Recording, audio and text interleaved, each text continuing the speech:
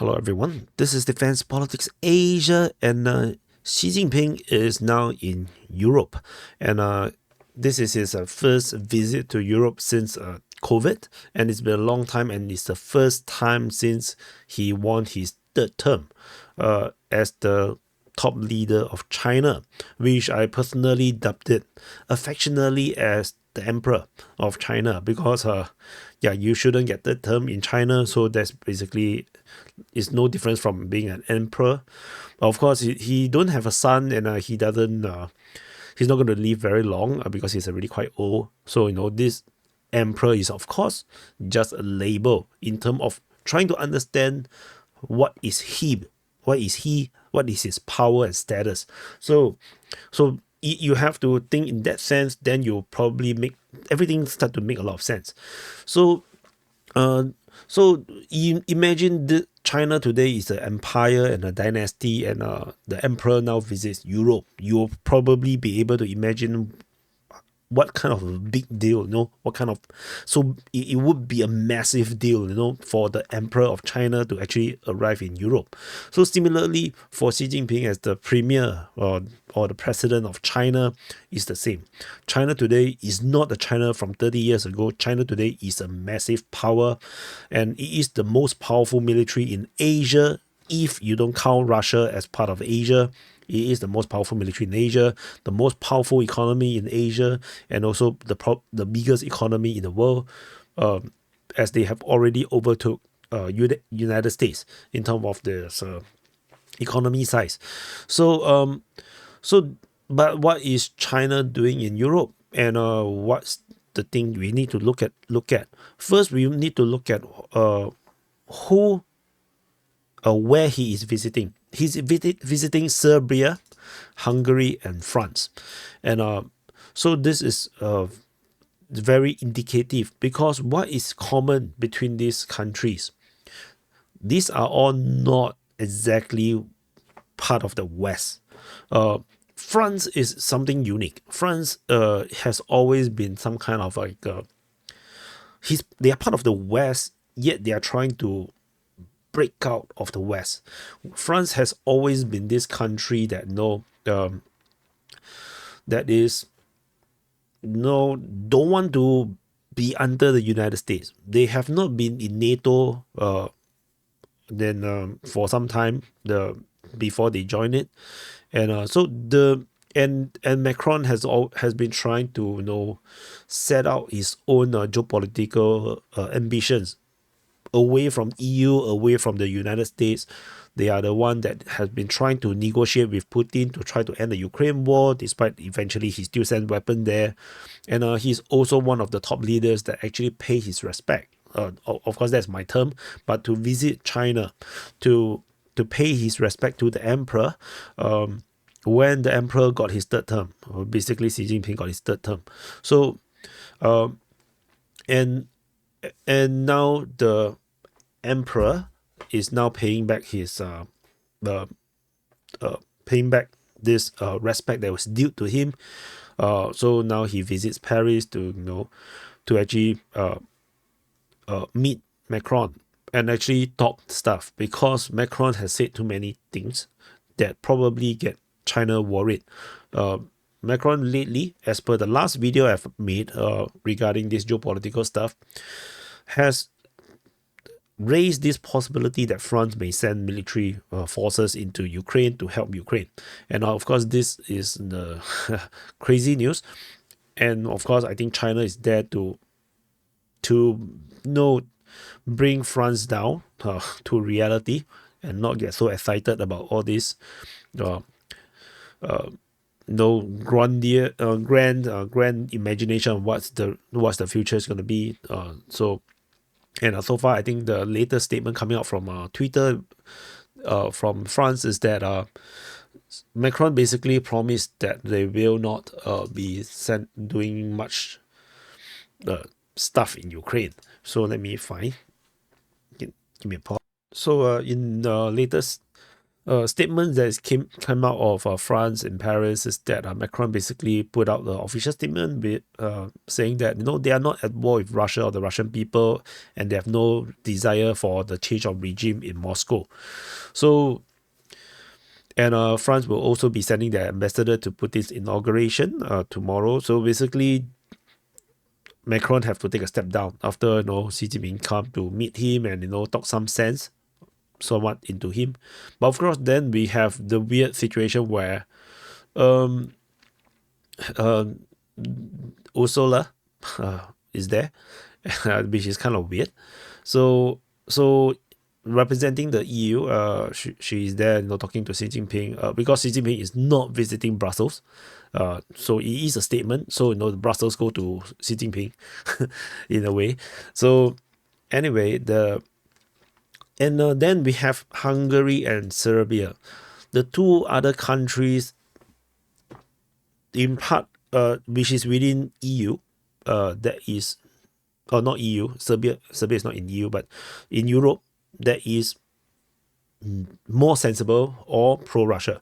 Serbia is pro-Russia, but they are also standing, in a way, they are pro-Russia, but they are also very practical and pragmatic.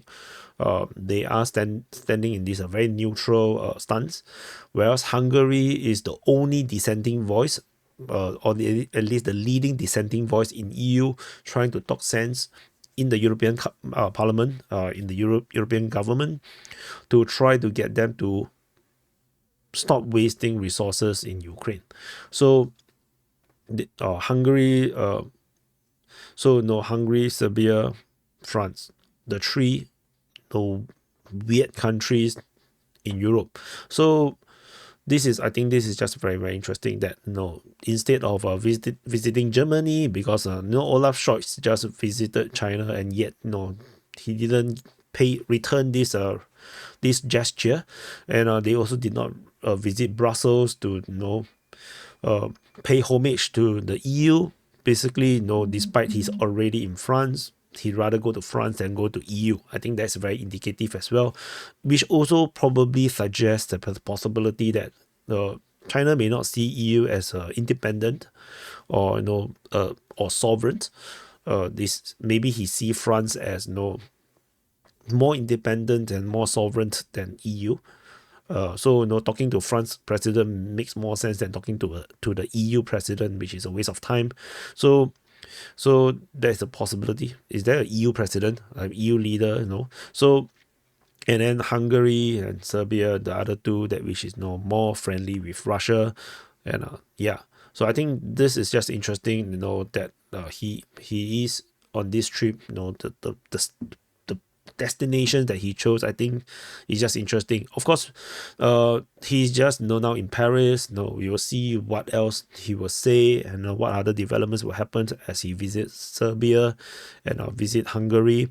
I think Viktor Orban will be very, very proud to receive him. Of all the European countries, China chose Hungary. Why not Poland? Why not the Baltic states? Why not Sweden, Finland? So many, like Switzerland, so many interesting countries, or seemingly more important countries like UK that China could visit, but he chose Hungary. So I think this is significant in terms of the choice. So I think it will have geopolitical implications. So which is why I want to talk a little bit about this. So, but I actually wanted to do this video first, but then Russia suddenly threatened war against France and UK. So I have to do that video first. So I think this will carry on for a while. So I will talk. So I just publish this a little bit later. So thank you for watching. Do press the like button. Let me know what you think in the comments. What you think about this kind of segment. A bit more opinions. Of course, feel free to disagree with me, because I have my own opinions about things. Everyone deserves their rights to have their own opinions. But of course, when I call Xi Jinping emperor, I just want to disclaim a bit. It's not a negative term. It's not a negative term. It's not easy to become an emperor in China. How many people are there in China? How much political forces are there? know how many elites are there that you need to overcome. So Xi Jinping becoming emperor, getting his third term is a feat. It's a political feat. Is amazingly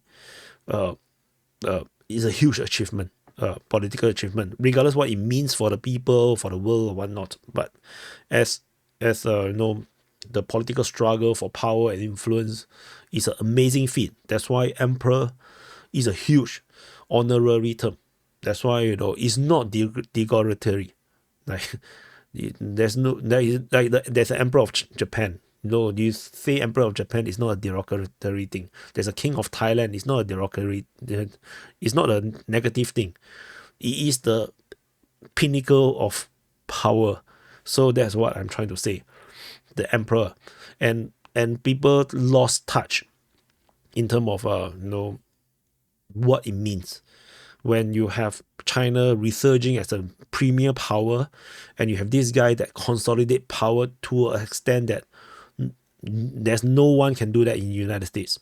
No one can do that in the United Kingdom. So it means something.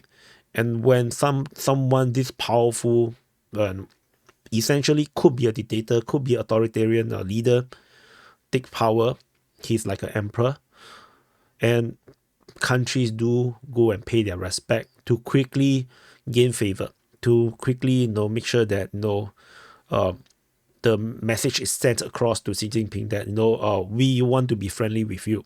Singapore sent a huge delegation to China and plaster this all across the headlines in local newspapers, but it's totally unreported in the overseas paper.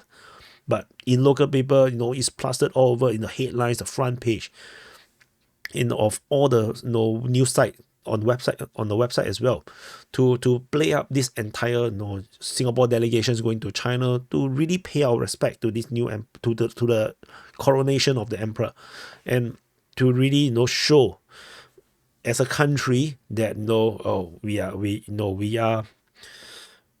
are giving our respect to this person. We are not going to become enemy to this country. That's the term. And France did the same thing. When Macron went, it's the same. He's giving his respect to this person, to this power, and hopefully they can have a different relationship, as opposed to what the US-led coalition of countries is heading towards. So there are meaning to all these things. People don't choose to go on diplomatic trips like for fun. Everything has a meaning to it. That's why when strikes go to China and there's no red carpets, it means something. Germany is trying to court China, but China is like, sorry, I'm not interested. It means something. So when Xi Jinping come to Europe, the countries that he picked, it means something. So the people that he meet, it means something. I'm quite sure the Ursula, what's her full name again? Yeah. Ursula von der Leyen. Yeah, so correct, Ursula. Yeah, like head of the European Commission. She's there. I would say somewhat uninvited. I'm not sure. Not sure if it's. I'm not sure if she's actually invited to be there. Like maybe Xi Jinping was like, "What the hell, you bringing her here? Like, I don't want to talk to her." And then Macron was like, "Please, you should come. If not, he's not going to meet you." I'm not sure. This is just weird shit. And yeah, but anyway, it is what it is. So thank you for watching. I drag on a little bit more. I'll see you guys in the next update.